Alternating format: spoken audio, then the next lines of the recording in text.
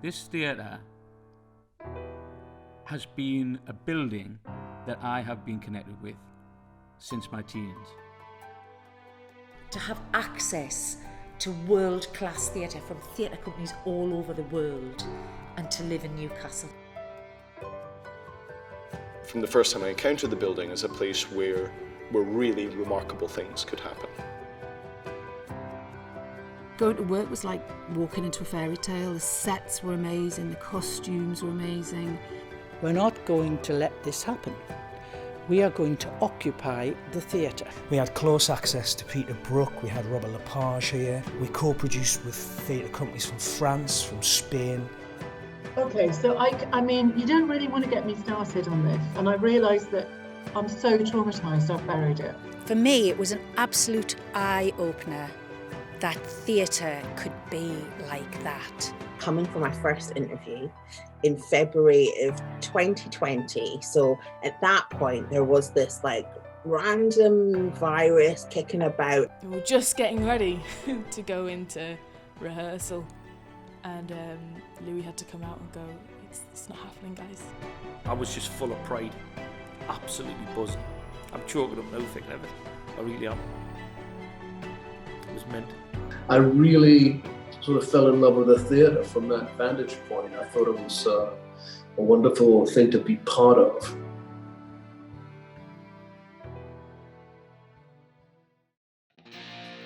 In 2017, Northern Stage relaunched the Young Company, and with it came a new participation project, Northern Stage Films. It was bold. It gave us a platform, it gave us a voice, and a safe space to be who we are. We were shit hot, and the theatre was buzzing. A place of discovery, of learning, a place to explore the political and social climate and what that felt like.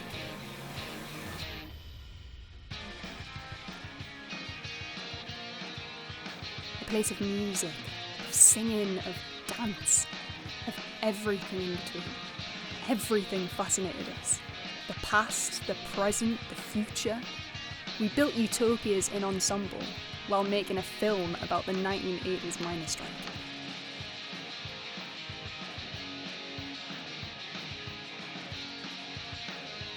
We were not just young people. We were creatives. We were artists.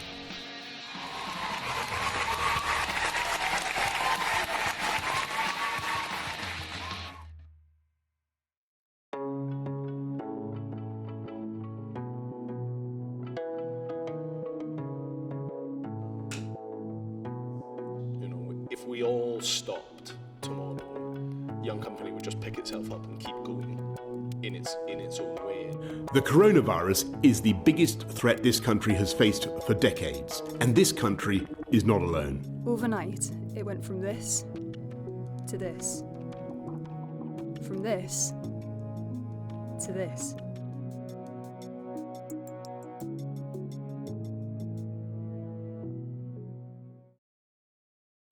Do you know about the history of Northern Stage? What do you mean, what do I know about the history of Northern Stage? What about the history? Well, I didn't expect that. I don't know a great deal, to be honest, if I'm honest. Not loads. I don't know too much, you know. Nothing. Not a lot. Don't know anything about the history of Northern Stage except my history. I mean, I suppose I know a snippet of it that I was involved in. My knowledge of the history of Northern Stage, or the Playhouse as I would remember it when I was younger, is quite limited. Well, I mean, I've been there at all stages of it, you know, from the beginning. I think it might have been something to do with the university first, because the old men in the social club that I worked in Heaton used to call it the... What did they call it? The university built a theatre, which was the university theatre. But I do believe that the Playhouse was a venue that was out of town as well. That doesn't exist anymore. When they were building the motorway, they were having to knock down a theatre called I think it was the Flora Robson Theatre that was in Jesmond. It was born, I think, in a moment of real ambition for for the city of Newcastle, in the sense of, and I understand what I say when I say that, it's also sort of born at the same time as the ring road. So, you know, some things about those ambitions were good and some were hard. My little bit of history that I know about it is there was a great actor called Mike Mould, who worked for Michael Bogdanov in this theatre.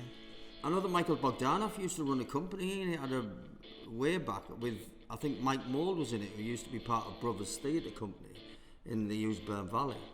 And they had some cracking actors, and he was a cracking director. I used to come to Northern Stage and interview Gareth Morgan and Michael Bogdanov.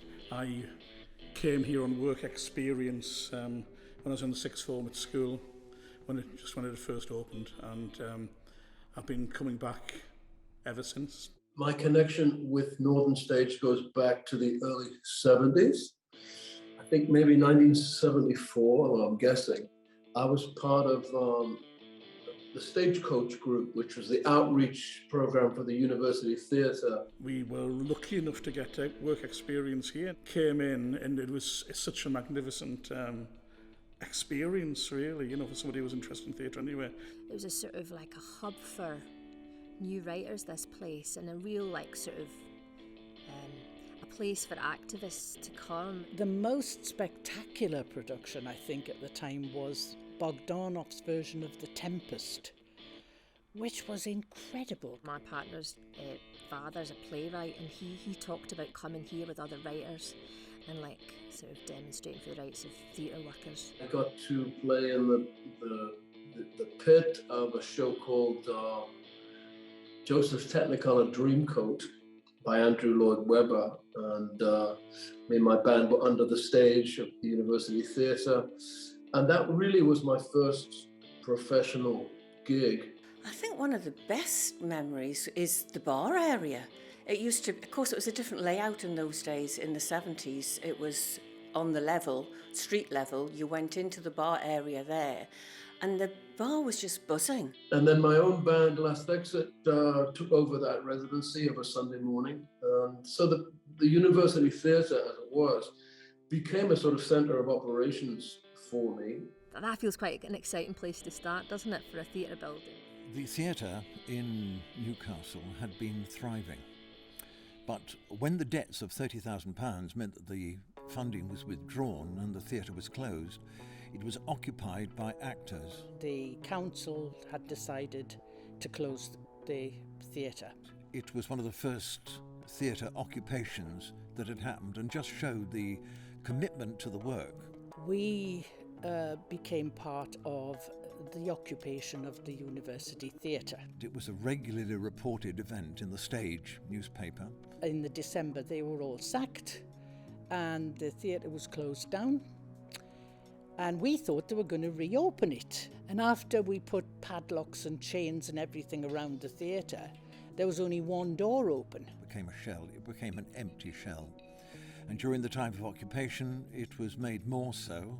And then by the time October or November came, we were getting rather tired, as you can imagine. We made an agreement with the council, who said they would, in fact, set up a new company and they would reopen the theatre. I worked at the Newcastle Playhouse under 3 different regimes, mostly through the 1980s. From 1980 to 1992, I was director of Tyne and Weir Theatre and Education Company. I came to see a play here in 1980-81 called Bring Me Sunshine with Tim Healy, and I was absolutely blown away that I saw Geordies in a play about Geordies, written by Geordies, performed to Geordies in this lush big theatre. In 1982, I was a student in Newcastle between 82 and 85, and I was at Northumbria. It was called Newcastle Poly then, and I was a creative and performing arts student, and so of course I used to come to, it was then the Playhouse. We came to see one of the Henrys here in the old auditorium, and it was like shaped like a Greek amphitheatre. I mean, it was fantastic. It was you just look along and you just see a sweep of people. It was very exciting. I mean, my history with it doesn't really start until I was kind of in youth theatre. We did a play here called Bandits in what was the Gulbenkian studio. Because it was, you know, a local dialect that I could identify with, and that I saw actors who were like, whoa, doing Shakespeare, which is like fantastic, which is what we were studying. It was like, I don't know, it was something, I thought, all right, okay, so this can happen, this can communicate in this way. When I was at school in the mid-80s, we would come here to see productions as part of our drama course. So it must have been about 1984, 85, when I think Ken Hill was running the building, and we came, there must have been a season where they performed a production of Phantom of the Opera. You know, the musical Phantom of the Opera, that was initially co-produced by Newcastle Playhouse, and then they sold it to Andrew Lloyd Webber for nothing and received no ongoing royalty for it, which was, we cried a little bit when we found that out.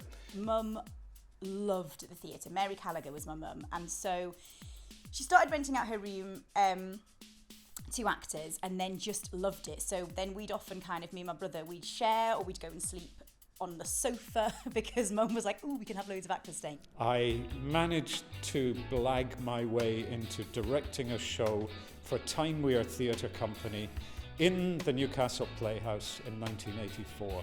It was a play called The Quiet Weekend in the Country, written by Jim Fowler. But around about that time, Time Weir Theatre Company left the Playhouse and they moved to the Time Theatre and set about becoming Northern Stage. The Christmas play here was The Lion, the Witch and the Wardrobe, and we had Lucy staying with us, who was played by Julia Sawalha, and she was 16. And I loved her. I thought everything about her was brilliant. She was 16 and she was away from home and she was an actress. And then we came to see this play and she was brilliant, and it was one of my favourite books. And then the cast came into school, to my primary school, to do a workshop with us. And I think I nearly exploded with happiness. It was just this most brilliant experience. It's coming up at Christmas. I'm giving my kids presents that are the freebies given away with petrol in a garage. You know, I mean, absolutely skint. We were setting up, and I said, look, there's nobody in the box office. There's no one in the box office. I'm sure I can hear the phone ringing. He said, oh, we can't afford to put somebody in the box office. I said, right, open it. I'll sit in the box office. And I sat in the box office, and in the next hour, I sold tickets to 8 family groups. The phone started to ring and kept ringing. And actually, as the run was going on, every day I was in the box office, and I was just, you know, flying by the seat of my pants. And the last ticket sold at the last performance on the last day of the run, we broke even. Well, my first memory of Northern Stage, I think I was about, it must have been like 8, 9. I mean, Nana brought me here to see there was a play on called The Lambton Worm. It might have even been a pantomime. We started off in Gateshead Leisure Centre doing this show called The Lambton Worm. It was with Alan Robson, the DJ, Little Billy Fane from Baker Grove, Denny Ferguson, Jimmy Swan, and it was a massive hit. And so we moved it here just after Christmas, and we were still on at Easter. And yeah, it had Little Billy Fane in from Baker Grove, and yeah, I think that was my first ever professional theatre experience. You know, you used to come on a Sunday morning to hear the East Side Torpedoes play. We had amazing parties in that bar. I used to come on a Sunday lunchtime and watch the East Side Torpedoes, who were a great band. If I remember rightly, it was from 12 o'clock till 2. And they just played 2 hours. Fantastic. They were brilliant. I got a phone call one day from Cecil Taylor. I loved Cecil Taylor. He's the most wonderful playwright. And he rang me and said, look, they're going to do one of my plays at the theatre, University Theatre. I want you to be in it. I said, well, as far as I'm aware, I have been told I am banned from that theatre because of being in the occupation. He said, well, they can't have my play if they're not going to employ you. During rehearsals for that play, Cecil went to London to see the premiere of his play Good. on the way back he became quite seriously ill. And he was taken to hospital when he got off the train, and he had a massive heart attack and he died. I was pretty distraught, but I was very pleased that I was actually doing his play as he wanted. The theatre closed. Our production of Where Do We Go Now was cancelled, and Northern Stage Films was put on hiatus. Then came the announcement for our new artistic director. It's a scary thing to join a 50-year-old, large, one of the biggest, in England, regional theatre at a time of crisis, and the kind of the warmth and generosity that I've been met with in the team, and kind of the wider art sector in the Northeast has been really, really incredible. During the pandemic, Louis and some members of the Young Company did food drops. We kept our presence in Byker. We are just literally packing the van at the moment for our fourth gig for the Dorset Music Project. Today we're going to be taking our band, wave your hands in the air and stand over there, to different locations in Byker. Some of the things we've been requested from the residents of the parts of Byker that we're going to. It's just a chance to bring people together. Obviously everyone's been stuck in their houses. It's about actually going into a community, meeting it, understanding it, having food with it, playing some music with it, understanding it properly. It's rare that sign language interpreters are there and provided as a matter of course. So this is really nice. It's not like parachuting in and then leaving. It's about legacy and building proper relationships, which all theatres should do.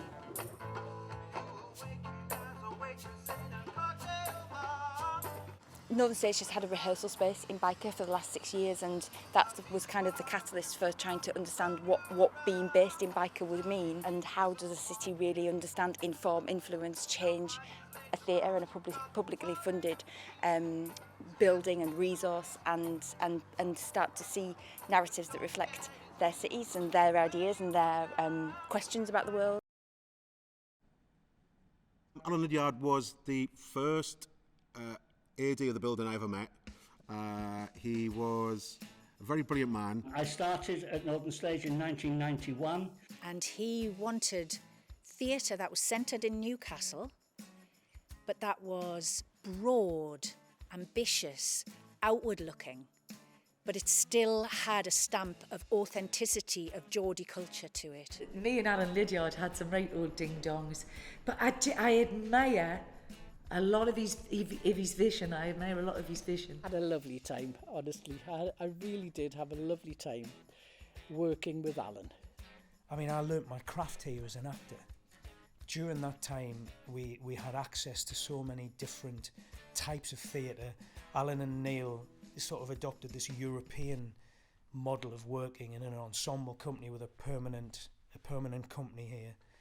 There was a real time of experimentation within the company. They were working with a standing ensemble. They were the only theatre in the country really working in that way. It was very aesthetically design-led, adventurous work. You were expected to dedicate yourself to the ensemble, and actually, a bit like a kind of, member of a cult, I was kind of into that. I was quite happy to devote myself to it because I really believed in the concept of it.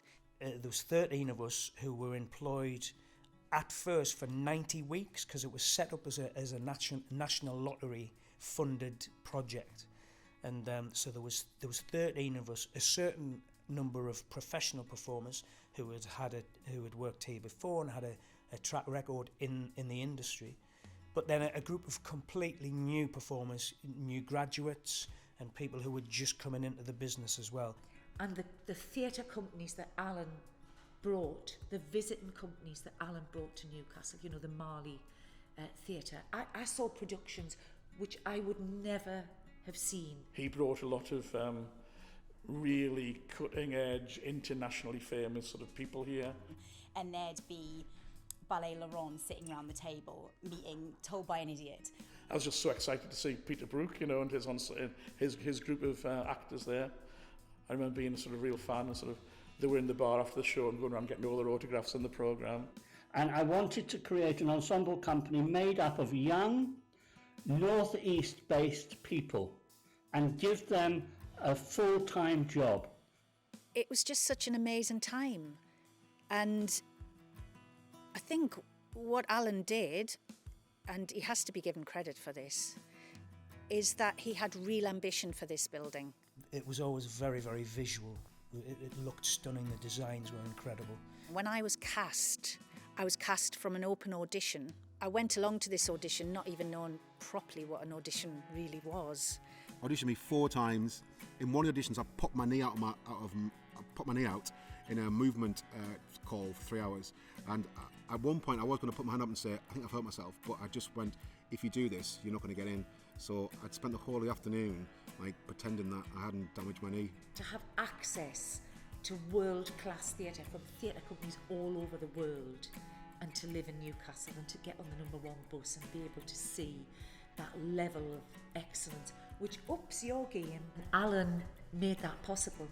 Alan brought the companies here, and I'll thank him forever for that. We co-produced with theatre companies from France, from Spain. Peter Brook, probably one of the greatest theatre directors in the world, and he came to Northern Stage, and it was the opening season of the season that I ran. 1993, I came to see a production of Animal Farm, which was in the then Gulbenkian studio, and it was just absolutely fantastic.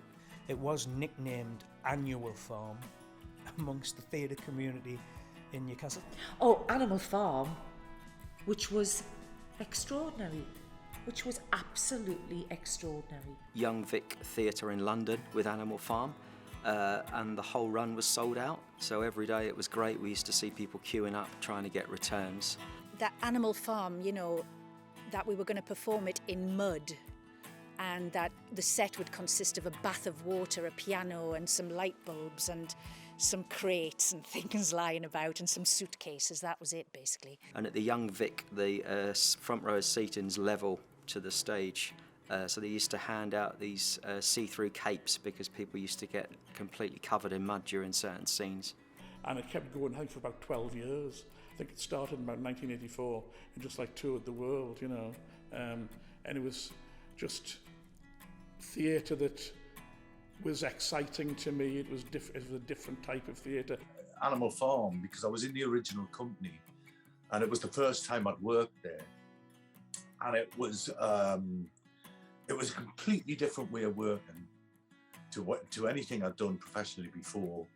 We used to say, we had this saying, 2 inches is a long way in theatre, because you'd be standing on the stage and go, no, 2 inches, and it was that was how exact. And yeah, it was because he had an amazing picture in his head of how the stage needed to look. But at times you felt you had no agency in your work. Davy Whittaker, of course, is in the original Animal Farm. And also, Davy absolutely embraced this weird way of working. It wasn't a weird way, but it felt like a weird way of working. Yeah, absolutely. Got amazing memories of Davy Whittaker. Wonderful piano player. I mean, absolutely amazing. Davy Whittaker just used to go wherever he wanted on a stage and walk around, and I just remember watching that and being on a stage with him and thinking, that's just awesome. That is amazing. I really want to do that. He was always a joy to work with. A lovely fella, very generous with his skills, and yeah, it was lovely to be reminded of that. He's a really big miss.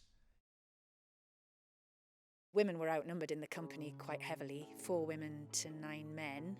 And there was just, as time went on, it was just a very macho kind of atmosphere. We were a volatile company here. We went through some tough, big, we would fight and argue. So we were doing a show called Clockwork Orange. There's a gang in Clockwork Orange called the Droogs. So we led the show, and we were the worst paid people in the show because they had a tiered section of, if you were more experienced, you got another 120 quid more a week. And so we were on at that point 240 quid, and some people were on 400 quid. And I think it led to some tensions, shall we say. And also from the oldest members of the company, they liked to drive the van, which became a little bit of a sort of a thing about territory. It all culminated in a pre-show fight on stage. I mean, only between two members, maybe three, four, and then we had to do a show, and that show was awful. Well, I mean, it was awful. I don't think it was ever really ironed out until everybody left. Well, working for Neil and Alan could be challenging at certain times, because they were quite provocative in what they asked you to do as a performer. They pushed you as a performer. They asked you to do things that made you feel vulnerable. I had some right ding-dongs though. My best one I think ever was, Alan, you hate writers and you hate actors. Why don't you go and work in animation? I possibly should have reined that one in, but it's all right, he gave as good as he got. I remember him saying to us all one day, Lev Dodden's company, they come into the rehearsal room in the morning and they sweep the rehearsal room and then they give Lev Dodden flowers. And we all just burst out laughing, it's like, oh, is that what you're expecting? Because I'm afraid it's not going to happen. We're Geordies, Some of the performers left and it came down to, I think we were about 8 performers after that. He was a tricky man to work with. He was volatile in his moods. And I found that oppressive in the end. And some people dealt with it and stayed for years with the ensemble, but I left after 7 months. Yeah. I mean, he was a tyrant, but he made brilliant work, and he made really brilliant international work. He worked with Lev Dodden. Lev Dodden came over from St. Petersburg to work with us, and he was quite a strong man, a strong character, and he had an interpreter. The long black coat and I am Lev Dodden. And he wouldn't speak a word of English. Or so we were led to believe. His wife was helping him.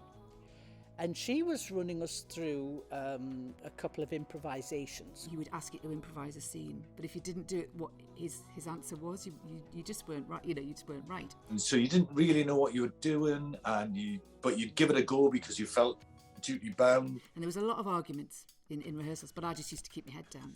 And at the end, you'd hear this voice go, and then the translator would say, Lev would like to know why you still have your clothes on. And you go, well, because I've just met this woman. She used to call me Wall. Wall. Hopeless. I said, oh, thanks very much. So anyway, I argued with her. You do not argue with me. I said, well, sorry, but I disagree with what you've just said. All right, you have to go see Lev. I mean, I loved the way he worked, but it was just, he frightened me a bit. And he's like, really sour. No, we are not going to forgive you. I said, well, I'm sorry, but, that's it, I'm staying. At the end, I was desperate for them to leave. One by one, we went up to say goodbye to him, and he shook Tracy Wilkinson's hand and went, please come to St. Petersburg, come to the Marley Theatre Company, work with me. And she went, I will, Lev, I will. And then I think Tony Nielsen went up and same thing, and come to St. Petersburg and work with me, brilliant, and I'm stood there. And then he went to Tony Nielsen, and they just went through all that, and I think I was at the end, and I went up and he just took my hand and he went, good luck. My first memory of Northern Stage, I assisted Alan Lidyard on a production of Edmund, David Mamet's Edmund, and an American director called Karen Kessler on a production of Glengarry Glen Ross. Because I was here on 9/11 in Stage 1 when it happened. We were in tech for Glengarry Glen Ross. I remember fondly seeing Glengarry Glen Ross, and it sort of firmed up in my mind that that's what I wanted to do as a career, as be an actor and be up there on stage. So I think the building name changed to Newcastle Playhouse in about 1978, I think it was. So it was known as that until the early 2000s. And then a big capital programme was done to try and basically bring the two spaces together and connect them into one complex. And then Wyman came, and she did some brilliant things, and she's away doing amazingly brilliant things now, and deservedly so. Erica Wyman worked here. I think she was here for 5 years, and she's a brilliant director, but she's also someone who loves actors, loves people, really knows how to... There was such a warmth in this building when she was holding it. She was a total gem. She is now running the RSC, and she gave me my first shot as director, and she sort of put her belief in me. The new building was still being built when I took over, and was a really big project, and was quite scary because the building cost quite a lot more money to run when we opened it than it had before, and we had no audience really. We'd been out of building for several years and we had to start again. When the building closed for refurb in 2006, the decision was taken to change the name of the building from Newcastle Playhouse to Northern Stage. I came back and I was the one who renamed the theatre Northern Stage. It was, I was the guy who said, "You're now Northern Stage." It wasn't my idea, they just asked me to do it. So 3 things happened in fairly quick succession. The building closed for refurb, Alan left. Said to me, "You must say you resigned." So I did. I said I resigned, but actually I was asked to resign. It became clear that there were fairly significant financial issues with the organisation. The university then built a new building in between the theatre and the road. And in the olden days, you were able to see from the road, from Percy Street, from the Civic Centre, the sign which said University Theatre and the Newcastle Playhouse, and now that's kind of been lost a little bit. It's kind of been hedged in, which is a shame. And we succeeded in overturning the first request for planning permission, and that was my mistake, that I thought we'd won. And I learned a lot about politics and how it works, that of course if it's overturned once, then everyone knows exactly what the arguments are that they need to marshal in order to win the second time. We had a new artistic director, Erica, who was an amazing artistic director, came in, and in the intervening 2.5 years that it had taken to refurb the building, in the consciousness of Newcastle, the theatre had literally disappeared. So there was a new building with a different name, with a different programme, without the ensemble, where nothing had been produced for 2 years, with a bloody great building in front of it. I remember the first show she did in the studio, which was Ruby Moon, was incredible. I absolutely loved it. It's one of the best pieces of theatre I think I've ever seen. So there was a huge journey to build an audience back, to build a new identity for the company. And that's really been Erica did an amazing job over her, I think she was with the company 5.5, 6 years, to sort of build that curve. And then that's been the thing that I've inherited. I liked working with her because I think she concentrates on text, she lets the play do the talking. And it really felt like a place where artists could come and be here and be welcome and be themselves and do their best work. And I really, really wanted it to be a place where lots of different theatre makers and theatre artists felt at home and could experiment and could play. Yeah, making a community where those two can meet. Here's a bit of history. Northern Stage became one of the first buildings to ban smoking inside. And so the RSC were here and sparked up her cigarette. She was like smoking away, and John went over and he was like, sorry, Frances, you're not allowed to smoke in this building anymore. And she went, sorry, what's your name? And he went, it's John. And she went, John. Fuck off, John. Carried on smoking, and he was like that. Yeah, okay. Walked away from her. My play, The Last Ship, which was set in Wall's End, was revived at the Northern Stage by Lorne Campbell, who was one of your directors, with great success and great reviews, and then we went on to tour the rest of England. So I owe a great deal to this theatre. It's been a long and fruitful history. The Last Ship that we produced, which is still off on tour, which was huge, which felt like something we'd been building towards and something that the theatre really needed, that show that sort of smashed into the popular consciousness right across the northeast of going, here's a theatre that's doing really world-class things. And we had that, you know, that amazing experience of suddenly just every single night being absolutely filled to packed to the gunnels, you know, people not being able to get in. The last thing that I did here was The Last Ship, which, as far as I'm concerned, was as if the whole of my life had been building up to the moment when I got the part and did it, because I just absolutely loved it. I'm from Wallsend, I'm from shipbuilding stock, and I was part of the campaign to try and save the shipyards then, and, you know, campaigned, agitated all my life, and to get the opportunity to redress some of that imbalance and give the good people of the Northeast a version of how a story could have gone. And just having a show that was full and relevant to the area. You know, all the music by Sting, and we had a great time, and it led to other tours of that around the world. So it was that they were special times, and working with Sting was fantastic. You know, Writing The Last Ship was a way of paying a debt to the community that I virtually abandoned. You know, I wanted to escape. I wanted a big life in the world, and I achieved that. But then it was time to say, hey, you know, I owe a great deal to where I come from. Me and Kevin Wathen, who played Davy Harrison, we met. I'd never met Kev before. I'd seen him in a couple of plays. In fact, I'd seen him here in Get Carter, and I seen him here in Purely Belter. Sat there with another actor called Charlie Richmond. He's like, oh, where are you from? I was like, oh, well, all my family are from Kenton, you know. He's like, oh, my family are from Kenton. Kev's grandma and granddad were my grandma and granddad's best friends and lived about 5 streets away from each other in Kenton. Said to me, Nana, I was like, do you know the Richmonds? And then she's like, oh, yeah.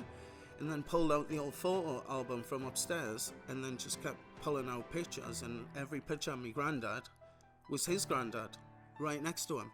We left here the first day of rehearsals, got home, and he's pulling up photographs on he's sending me photographs on my phone of his family, his mum, his dad, and my mum and aunties and uncles at their wedding. So we had an instant connection. Our granddads both worked in the shipyards together. And it turns out that my granddad, who died in an industrial accident, he was a rigger, but did his apprenticeship, he was a plater welder at Swan Hunters. I didn't know that. I learned something about my heritage working on a piece like that here. And then after the opening night, I got this terrible sinus infection, and I lost my voice. And so we didn't have understudies up and running by then. So we had to get some young lad called Sting to go on for me in my part. And I was really wanted to stop around and see it, but they wouldn't let me because I was ill. 59 Productions had created this video wall and these hidden gauze screens that they could project on. So when we got to the finale of that musical and we're standing there talking about sailing the ship, and the ship, the Utopia, turns around in front of you and sails off as the entire company are standing on the front of the stage and sails off into the audience. There wasn't a dry eye in the house. You know, almost everyone who came to see that show had some connection with the shipyard. An uncle, a father, a grandfather. And so you could feel there was a palpable understanding of how important that industry was to this community. We got a lot of workers from the shipyards coming, and men now in their 70s. There was about 20 blokes that were sitting across the first few rows, and those guys were your sort of last generation of shipyard workers. Like seeing like grown men who definitely don't cry much, like crying at the show, and seeing that like just in front of you was brilliant. So yeah, I love the audiences at Northern Stage. And then being able to look down like at the end of the show and see the effect. And you come down to do a curtain call at the end, and you look, and these men are openly weeping, you know, and it's kind of, it takes you aback because you've actually moved people who were there in those yards. And you know, it's the power of theatre to move, to get people, other people to empathise, but also to tell the story that moves. And watching these like big, hard Geordie guys weeping, like openly weeping in front of a piece of theatre in your theatre, and going like that's it. That's what it's for. Was just one of the best things I've ever done in my life. So thanks Northern Stage for giving me the opportunity of doing it. I was just full of pride, absolutely buzzing. I'm choking up now thinking of it. I really am. It was mint. That's a bit of Northeastern identity out there in the world, being seen by literally hundreds of thousands of people. It was a really beautiful thing to be a part of, and I still feel very, very lucky to have got to do that. But, I thank Northern Stage for reviving the whole thing. In 2021, the young company kept going. We came together. We learned to cook, and then we started rehearsals for our next show, Welcome to Biker.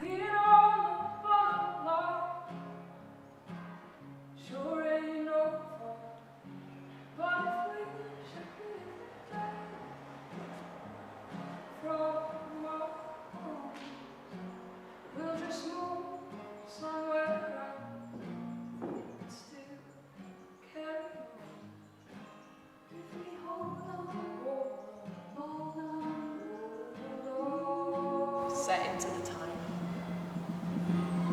to watch each unsuspecting moment of the sun, the stars, the moon and its majesty.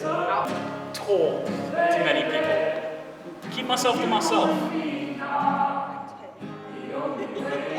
I say, mates.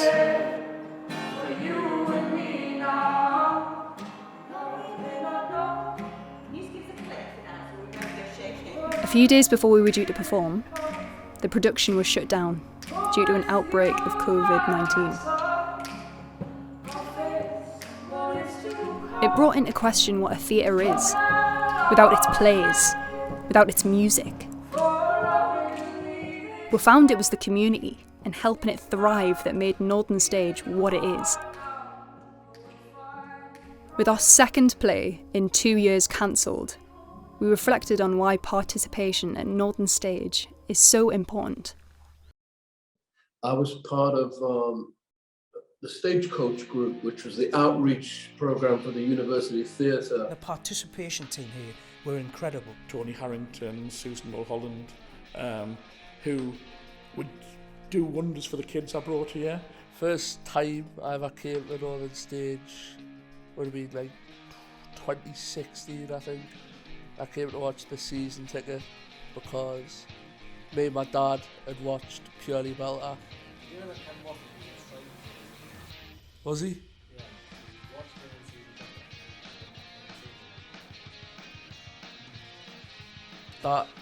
That's cool, right? Because I saw an Instagram post from someone I knew who was doing stuff with Young Company, and I was like, I want to do that. There aren't many companies that are this generous with their imagination and creativity and time. I did a song for Ella Gray, which again was amazing. Going to Bamborough Beach and like filming on the beach there was so much fun. You know, doing the shows with the Young Company of doing Where Do We Stand and Where Do We Belong, and like during Where Do We Belong spending time in Biker and doing stuff at the community centre there, making films, like so many experiences like away from the building that all were sourced here. This here now, what you're doing here with the people you've got here, I think is again like part of its lifeblood. I did Where Do We Stand, which was like one of the best experiences I've ever had. Working with Louis and them was very intense. It was all upbeat. It was always fast-paced. You were always on your feet. You never sat down. Louis ran Young Company in a way that it felt like a really exciting professional space. It was with Louis, and she's one of the most inspirational people in my life. The work we did, I think, was really quite special, just for the sheer heart we all poured into it. I ended up starting to write songs when I was doing the plays and chatted to Mark about them, and I joined the Northern Stage filmmakers, and we made a film called Strike and documentaries, and chatted to really interesting people and just heard loads of really cool stories that literally still stick with me now. One of the most important things about this building, it always offers opportunity to people, and I think that was quite an extraordinary time here. So that's one thing that I think we need to put in the Young Company, and the work that's come out of Young Company, like this has come out of Young Company. Strike was probably one of the best experiences of my life. It was brilliant to see all these young people on a full professional set doing proper work. One thing that's taught me doing this group or being part of it is just do it. What could go wrong? You see the first generation of young people who've passed through Young Company, and it's been part of their journey. It's been genuinely formative. The inception of Young Company and watching what Young Company has grown into has perhaps been the thing that I'm most proud of. Young Company was a game changer for me. It was the sort of capsule for taking me from being a youth participant to a young professional. So I wouldn't be an artist without having done Young Company and all that came off it.